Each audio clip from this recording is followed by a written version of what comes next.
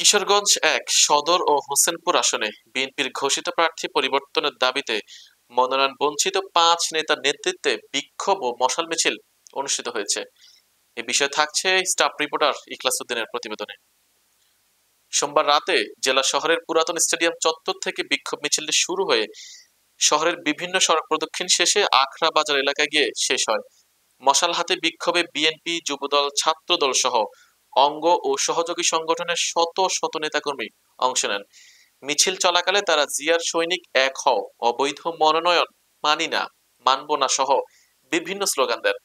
মশাল মিছিলে নেতৃত্ব দেন ২০১৮ সালে দলীয় মনোনয়নপ্রাপ্ত জেলা বিএনপি সাবেক সহসভাপতি বীর মুক্তিযোদ্ধা রেজাউল করিম খান চুন্নু, জেলা বিএনপির সাবেক সিনিয়র সহ সাধারণ সম্পাদক খালেদ সাইফুল্লাহ সোহেল, সাবেক সহসভাপতি অ্যাডভোকেট শরীফুল ইসলাম।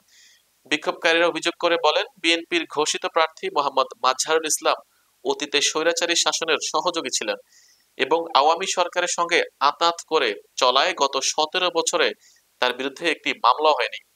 অথচ দলীয় নির্যাতিত ত্যাগী ও যোগ্য নেতাদের উপেক্ষা করে তাকে প্রার্থী করা হয়েছে, যা ত্যাগী নেতাকর্মীদের প্রতি অবমাননার শামিল।